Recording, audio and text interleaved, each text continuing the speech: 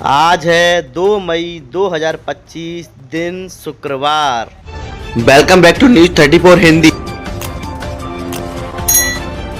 तो आइए जानते हैं उत्तर प्रदेश की फटाफट 20 बड़ी खबरों को। 60 जिलों में आंधी और बारिश की चेतावनी, वज्रपात का भी अलर्ट। उत्तर प्रदेश में अगले एक हफ्ते तक गरज चमक संग बूंदाबांदी और तेज हवाओं का दौरा देखने को मिलेगा। इन झोंकेदार हवाओं की रफ्तार 40 से 50 किलोमीटर प्रति घंटे तक जा सकती है। बारिश और हवाओं के असर से अधिकतम तापमान में अभी और गिरावट देखने को मिलेगी। सरकारी भूमि पर बने 7 और मदरसे हुए सील। अब तक 41 मदरसे सील किए गए।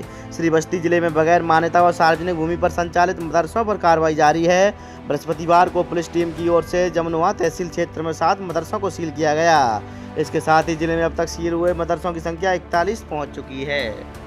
एसी बसों में 10% छूट की सुविधा। अब 30 सितंबर तक भीषण गर्मी में यात्रियों को मिलेगी राहत।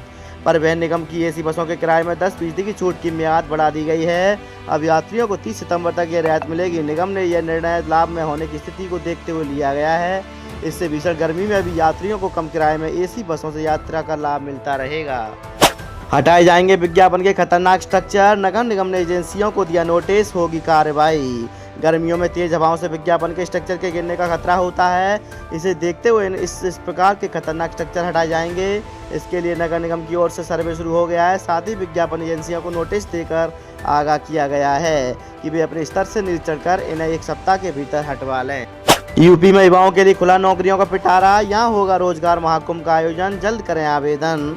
सरकारी काशी में रोजगार महाकुंभ का आयोजन करने जा रही है। बृहद रोजगार मेले का आयोजन 3 मई को 2 बजे से चियाईगांव ब्लॉक के खंडेश्वरी बाबा इंटर कॉलेज के बगल के मैदान में होगा। इस मौके पर पंजीकृत निर्माण श्रमिकों को उत्तर प्रदेश भवन एवं अन्य निर्माण कर्मकार कल्याण बोर्ड की योजनाओं के अंतर्गत लाभ वितरण किया जाएगा। पहली बार बुद्ध पूर्णिमा पर भगवान बुद्ध की अस्थि अवशेष के काशी में नहीं होंगे दर्शन। भगवान बुद्ध के अस्थि कलश का वियतनाम में 21 दिन दर्शन पूजन होगा। बुधवार को विधि विधान से पूजन करने के बाद अस्थि कलश रवाना कर दिया गया। प्रथम धर्म उपदेश स्थली स्थित महाबोधि सोसाइटी ऑफ इंडिया के श्रीलंका मंदिर में रखे भगवान बुद्ध के अति पवित्र अस्थि अवशेष को बुधवार की सुबह लगभग 10:05 पर वियतनाम के लिए रवाना किया गया। बिजली कर्मचारियों ने किया निजीकरण का विरोध, बाइक रैली निकाली, आंदोलन की चेतावनी दी। पूर्वांचल विद्युत वितरण निगम के निजीकरण के प्रस्ताव को लेकर कर्मचारियों का विरोध बढ़ गया है। बृहस्पतिवार को बिजली निगम के अधिकारियों कर्मचारियों ने बाइक रैली निकालकर विरोध जताया। सरकार से निजीकरण को वापस लेने की मांग की। कहा कि मांग पूरी न होने पर वे आंदोलन के लिए बाध्य हो जाएंगे। विश्व मजदूर दिवस पर बाबा दरबार में हुआ श्रमिकों का सम्मान, सफाई कर्मियों को वस्त्र का हुआ वितरण।